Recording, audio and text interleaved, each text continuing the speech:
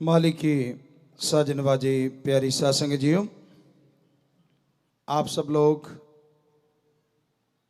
उस परमपिता परमात्मा को याद करते हैं, उसकी भक्ति इबादत करते हैं तो वो भी जरूर सुनता है। बस दृढ़ यकीन और वचनों पे हमेशा पक्के रहना चाहिए।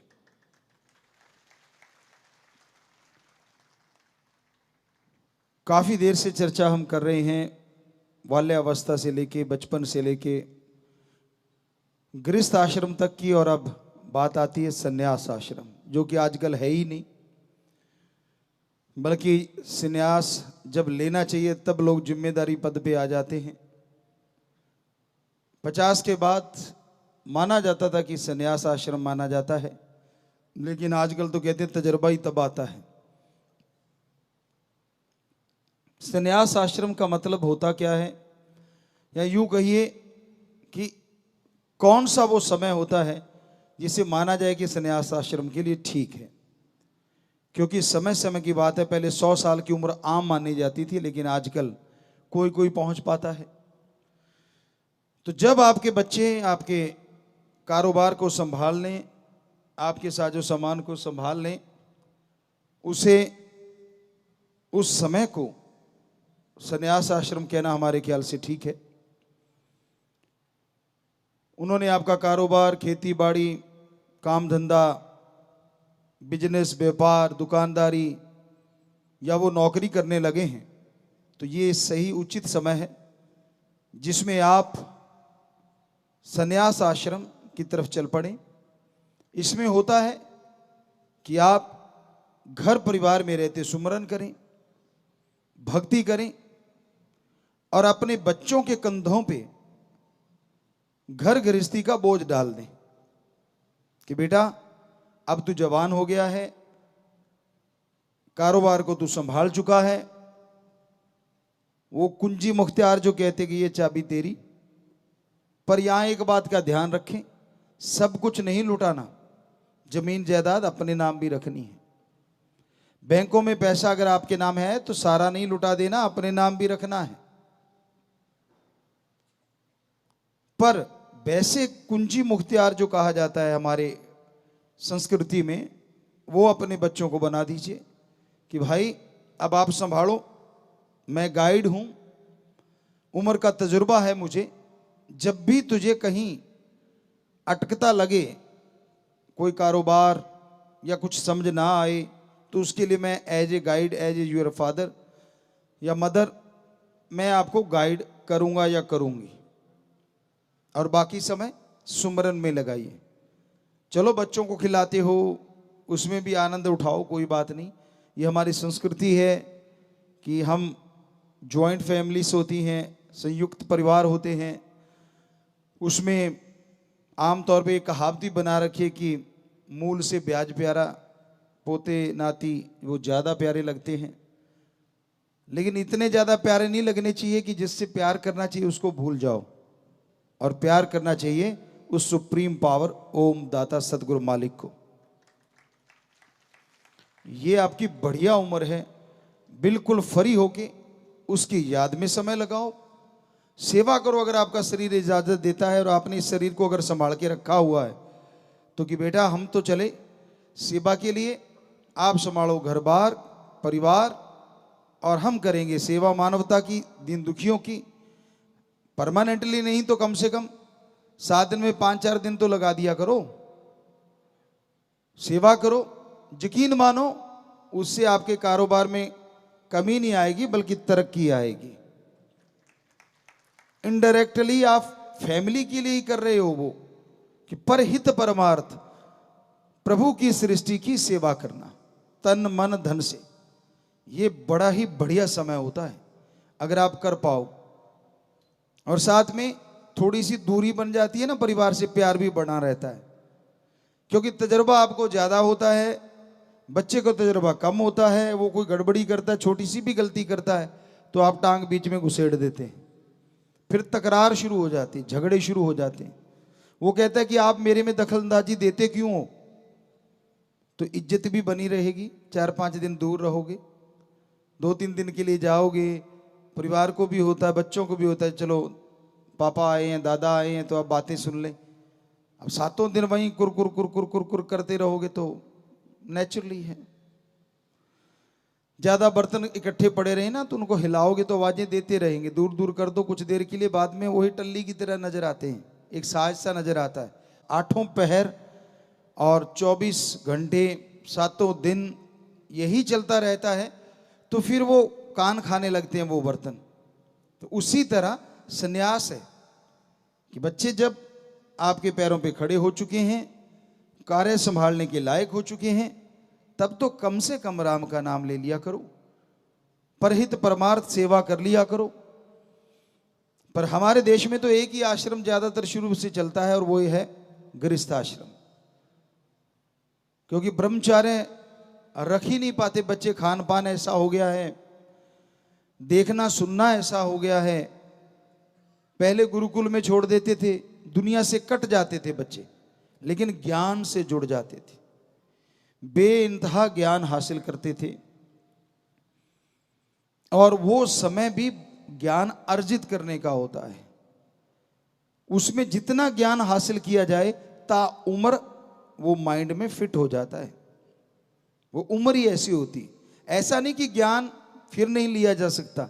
ज्ञान हासिल करने की वैसे तो कोई उम्र होती ही नहीं, सारी उम्र आप ज्ञान हासिल करते रहो, स्टूडेंट बने रहो, यकीन मानो आप बहुत तरक्की करोगे, अपने फील्ड में नहीं दूसरे फील्डों में भी। जब आप मास्टर बन जाते हैं कि नहीं मुझे तो सब आता है, तब आप ज्ञान हासिल नहीं कर पाते। हमेशा कान खुले रखो, कहीं से भी ज्ञान मिल जाए अच्छे वाला। तो ये संन्यास जब आप ले लें तब की बात है। संन्यास लेने का कोई घोषणा नहीं करनी, बस अपने बच्चों पे भार डाल दो घर गृहस्थ का, ताकि आपके देखते देखते वो कामयाब हो जाएं। कई बार होता है कई बुजुर्ग खुद ही खुद बने रहते हैं और बच्चों पे बोझ नहीं डालते। उनको लगता है नहीं नहीं ये तो बिगाड़ देगा, ये कर देगा, ये वो कर देगा, और मालिक का बुलावा आ जाता है और बच्चों पे अचानक वो बोझ पड़ता है और वो फेल हो जाते हैं। कितना बढ़िया हो, आप आंखों के सामने अपनी औलाद को सक्सेस कर दो, उनको कामयाब कर दो। शुरुआत में कहीं भी लगे तो उसे जरूर बताओ कि बेटा कर तू तेरी मर्जी, लेकिन अगर इसको ऐसे कर ले, अगर तेरे को अच्छा लगता है बेटा तो तू कर सकता है और इसमें इतना फायदा हो जाएगा। और अच्छे संस्कार दिए होंगे तो वो बच्चा भी आपकी बात जरूर मानेगा और धीरे धीरे वो परफेक्ट होता जाएगा। काम धंधे में सुमरन करना बेहद जरूरी है इस समय में, क्योंकि सुमरन करोगे तो बुजुर्ग अवस्था में शांत रहोगे। नहीं तो कहते हैं कि आदमी इस उम्र में झुकता ही चला जाता है बिना वजह, कमर झुकने लग जाती है। सच क्या है राम जाने। गुरुत्वाकर्षण शक्तियां होती हैं, कहते धरती में भी होती है, चंद्रमा में भी होती है, और भी होगी, साइंटिस्ट जानते होंगे बेहतर। तो आदमी का चेहरा लटकता है, इसकी एक वजह यह भी रहती है कि पृथ्वी का गुरुत्वाकर्षण शक्ति जो है वो भी काम करती है इसमें, कहीं ना कहीं थोड़ा करती होगी, ज्यादा नहीं तो। दूसरा कि हमेशा फेस आपका नॉर्मली झुका रहता आगे की तरफ, तो उससे भी झुर्रियां जो हमारे अंदर शरीर में चेहरे पे कह लो जेल वगैरह जो स्किन और हड्डियों के बीच में तालमेल रखती है, वो भी नीचे की तरफ ही जाती है। और रहना भी चाहिए सिर को झुका के, लेकिन हमारा यहां कहने का मतलब जब आप सुमरन करते हैं और समाधि में बैठते हैं तो सीधे बैठते हैं, तो उसमें आपकी स्किन भी अच्छी होती है। और हो सके तो कभी कभी गर्दन को पीछे की तरफ जब लेटते हो आप, कंधे के पास सिरहाना वगैरह रख के गर्दन थोड़ी पीछे की तरफ हो जाए 2-4-5 मिनट के लिए, तो अच्छा है। जब आप लेटे हुए हैं तो उससे सर्वाइकल भी दूर होता है और ये जो आपका लटकने वाला काम है वो भी थोड़ा रुक जाता है। और झुकने वाला काम, वो कमर कहीं देखा ना आपने, 50-60 साल में ही लकड़ी पकड़ लेते हैं। वो किसी ने, एक बच्चे ने कहावत डाली थी कि एक ऐसा जीव बताओ जिसकी पहले 4 टांगे होती है, फिर 2 होती है और लास्ट में 3 हो जाती है। तो वो आदमी होता है, पहले वो चारों पे चलता है, फिर 2 पे आ जाता है और लास्ट में 3 1 डंडा आ जाता है। तो वो आने ही ना पाए अगर पॉसिबल हो तो। और ये संभव है अगर आप एक्सरसाइज करते रहें, राम का नाम जपते रहें। कहीं आप सोचो संत पीर फकीर तो ऐसा करते हैं, उनकी कुछ और भी वजह होती है, वो ठीक नहीं बताना। सो कहने का मतलब सन्यास में जब आप आ जाते हैं, जब बच्चे पैरों पे खड़े हो जाते हैं, वो उम्र है आपकी, तो उसमें भक्ति किया करो, अच्छे कर्म किया करो, समाज के भले की सोचा करो, समाज के भलाई के लिए कदम उठाया करो। जिस भी धर्म में आप रहते रहिए, कोई फर्क नहीं पड़ता, लेकिन तब तो कम से कम मानना शुरू कर दो। धर्म में रहना एक अलग बात है, धर्म को मानना एक अलग बात है। जो धर्म को मानता वो चुगली निंदा नहीं कर सकता। धर्म को मानने वाला कभी किसी का बुरा सोच ही नहीं सकता। धर्म को मानने वाला नशे कर ही नहीं सकता। धर्म को मानने वाला किसी जीव को मार के खा ही नहीं सकता। धर्म को मानने वाला दुआएं करते हैं, बद्दुआ देता नहीं। धर्म को मानने वाला परम पिता परमात्मा ओम हरि राम का आशिक हो जाता है, वो दूसरों का आशिक नहीं बनता। इसका मतलब ये नहीं है कि वो दुनिया से कट जाता है। इसके लिए तो एक और टाइम रखा हुआ था, वहां तक कोई पहुंच ही नहीं पाता कि वो 75 साल की उम्र होती, उसमें वानप्रस्थ कि आप जंगलात में चले जाएं और तब प्योरली 100% ओम हरि राम के लिए ही समय देना, अल्लाह मालिक को, परमात्मा को याद करना है। पर भाग्यशाली हैं वो माँ बाप जिनके बच्चे सच्चे आज के टाइम में ब्रह्मचर्य का निर्वाह कर रहे हैं। उनका कोई मुकाबला नहीं दुनिया में। सच्चे का इसलिए जोर दे रहे हैं हम, दिखाना वही बात और चीज होती है, निभाना और चीज होती है। जो निभाए, ब्रह्मचर्य पे पक्का रह के ओम हरि अल्लाह राम की भक्ति इबादत करे, उसकी जिंदगी में जो सुकून चैन और मालिक के नज़ारे होते हैं वो कहीं मिल ही नहीं सकते। क्योंकि उसका ध्यान का और तरफ जाना तो मतलब ही नहीं बनता। उसका तो समाज का भला करना और परम पिता परमात्मा को याद करना, बस ओम हरि सतगुरु अल्लाह गॉड को खुश रखना। पर उसके बावजूद भी वो परिवारों में खचते रहते हैं, मोह ममता में फंसे रहते हैं, तो वो सच्चे ब्रह्मचारी नहीं होते। कड़वी हैं बातें लेकिन सच्ची हैं बातें। ऐसे ही महान नहीं कहा जाता कि बचपन से ही जो ब्रह्मचार्य में पड़ जाते हैं। ये जो इंसान के अंदर वीर्य है, इसका कंट्रोल करना अपने आप में एक बहुत बड़ी शक्ति है। ये शरीर को शक्ति देता है, शरीर के लिए एक ढाल का काम करता है। जैसे गाड़ी में अच्छी क्वालिटी का ऑयल जो होता है, जो पिस्टन वगैरह को बिल्कुल सही रखता है, ऐसे ही ब्रह्मचर्य जब आप रखते हैं तो वो हमारी बॉडी को मजबूत करता है, हमारे डीएनए के सेल को कह लो, जो भी चीजें हैं उनको मजबूत रखता है, जिससे झेलने की शक्तियां बढ़ जाती हैं, आत्मिक शक्तियां बढ़ जाती हैं, आत्मबल विल पावर बढ़ता है और आदमी कभी नेगेटिव होता ही नहीं, चेहरे पे शांति झलकती है। कैसी भी परिस्थितियां क्यों ना आ जाएं, चेहरे का नूर गायब नहीं कर सकती।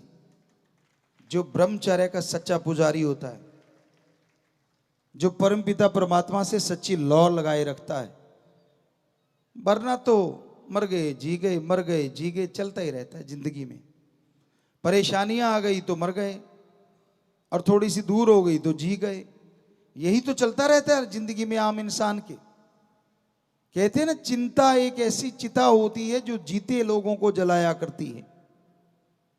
चिता तो एक बार जला के काम तमाम कर देती है, लेकिन चिंता सबसे खतरनाक चिता है, जो पता नहीं जिंदगी के कितने मरहलों में, कितने पलों में आदमी को मारती है और फिर जिंदा करती है। इसलिए चिंता नहीं पैदा करने देना, ये तभी संभव है अगर आप अपनी जिंदगी का तालमेल बिठाएं। काम धंधा करते रहो, हाथों पैरों से कर्म योगी और जीवा ख्यालों से ज्ञान जोगी। काम धंधा भी करते रहिए। हम ये नहीं कहते कि ब्रह्मचारी ही बन जाएं, नहीं, घर गृहस्थ में रहिए, परिवार में रहिए। बेपरवाही ने 1-2 बार वचन भी फरमाए कि दो पंख हो जाते हैं, गिरना थोड़ा मुश्किल होता है घर गृहस्थ वाले को, अगर वो भक्ति करता है। ब्रह्मचर्य के लिए तो फिर पंख जुड़ जाते हैं दुनिया की तरफ से, एक ही पंख रह जाता है, समाज सेवा और परमपिता परमात्मा की खुशी हासिल करना, खान पान पे कंट्रोल करना, ऐसी चीजें ही खाना जो तामसिक भोजन ना हो, सात्विक भोजन हो। ज्यादा मिर्च मसाले अवॉइड करो, मसाले तो होने ही नहीं चाहिए, बल्कि नेचुरल खाना होना चाहिए, जितना भी बढ़िया आप कर सकें।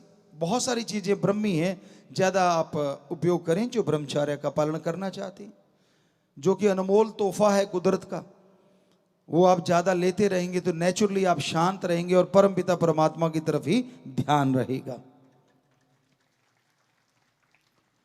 इस तरह बहुत सारी चीजें हैं जिनको लेने से, सोयाबीन है, ये भी बहुत अच्छी मानी जाती है, इसके लिए ज्यादा, हद से ज्यादा नहीं, लेकिन ब्रह्मचर्य के लिए अच्छी मानी जाती है।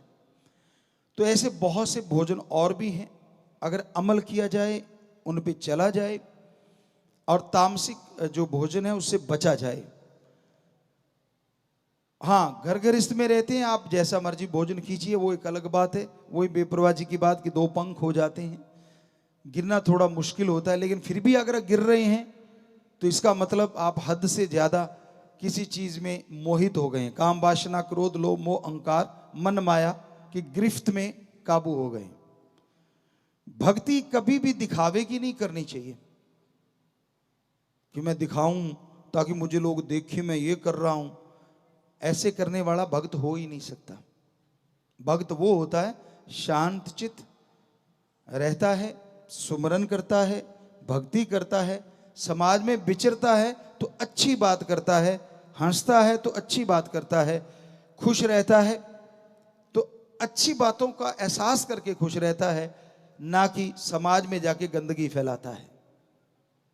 इसलिए संन्यास आश्रम अपने आप में एक बहुत बड़ा ब्रह्मचर्य टाइप ही हो जाता है। नहीं, ऐसा नहीं कि गृहस्थ जिंदगी त्याग दी, वो तो आप वानप्रस्थ में जब जाते थे तब त्यागा जाता था, लेकिन उस समय से पहले पहले आप गृहस्थ जिंदगी में तो हैं, लेकिन पूरी गृहस्थी का बोझ नहीं उठाते आप, और परिवार अपने बच्चों को अपनी आंखों के सामने कामयाब होता देखते हैं। और बच्चों को चाहिए कि अगर आपके बुजुर्गवार, आपके माँ बाप ने, दादा दादी ने संन्यास ले लिया है, आपके ऊपर बोझ डाल दिया है, तो आप उनका सत्कार करना ना भूलिए। आप भागों वाले हैं जिनके माँ बाप ने ऐसा किया है कि वो आपकी अपनी आंखों के सामने आपको कामयाब होते देखना चाहते हैं।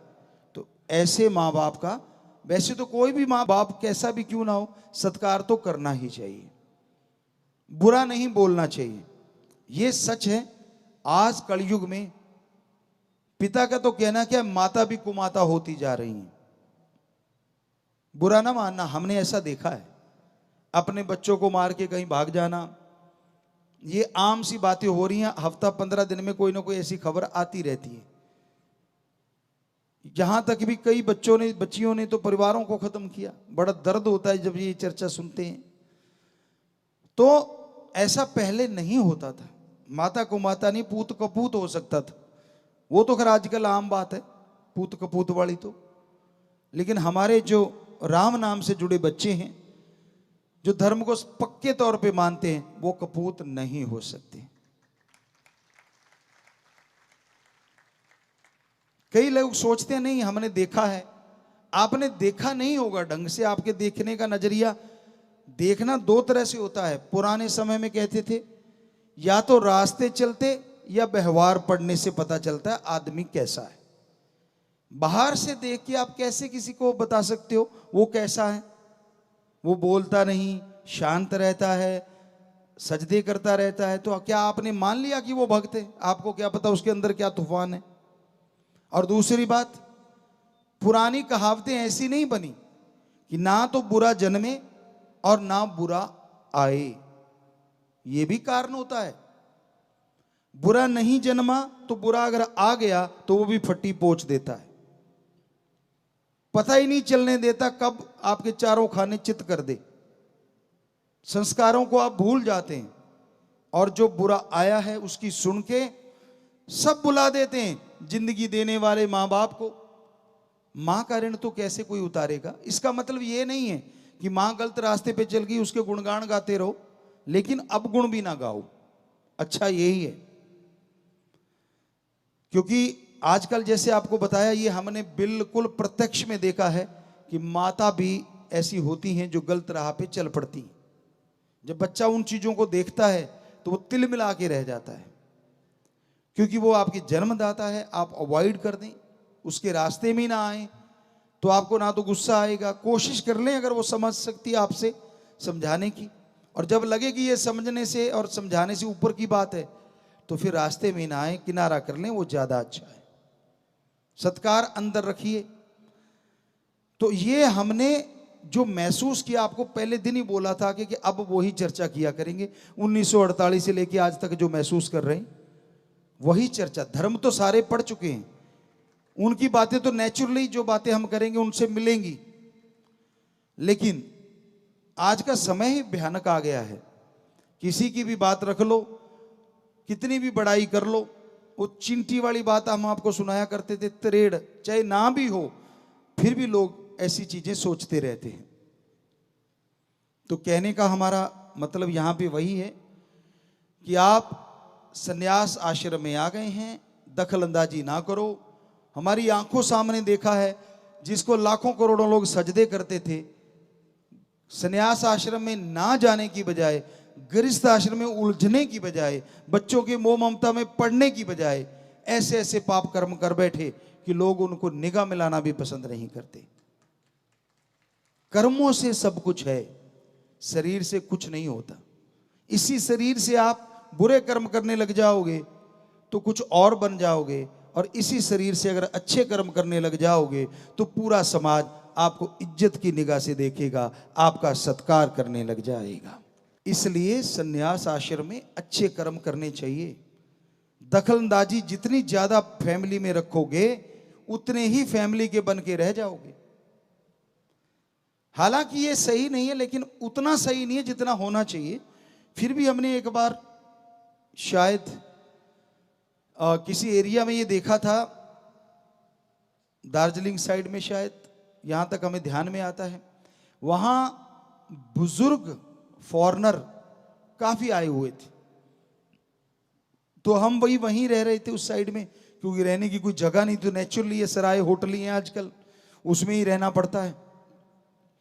तो उसी में रह रहे थे और वो ऊपर आए हुए थे, तो उनको पता चल गया कि राम रहीम आए हुए हैं, राम जी जाने।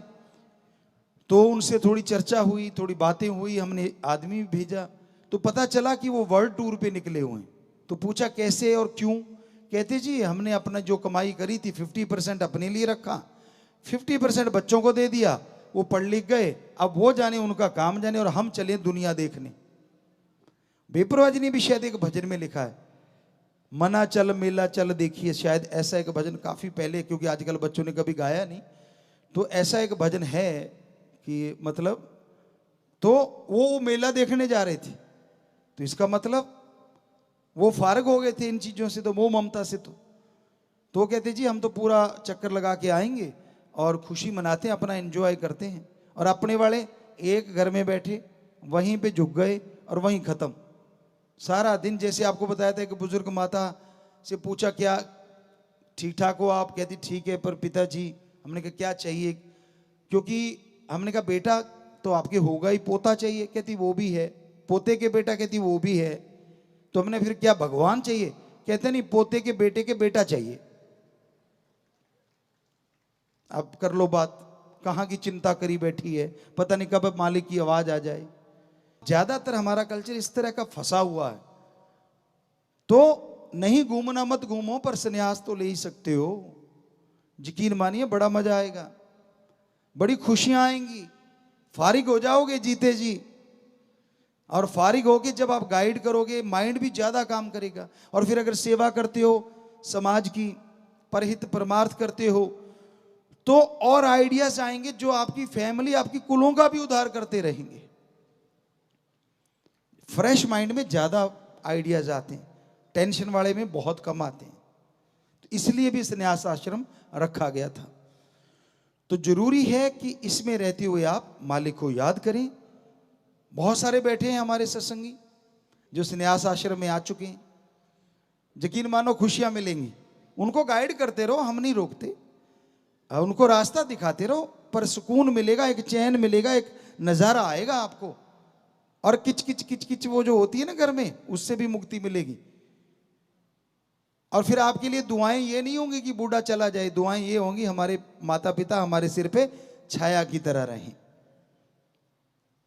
हमारे अकॉर्डिंग हम हमेशा एक चीज कही नहीं कभी, पर कहना चाहते होते कि पहले जरूरी होता है कि स्वस्थ काया, और दूसरी अगर संन्यास ले लें तो मां बाप की छाया।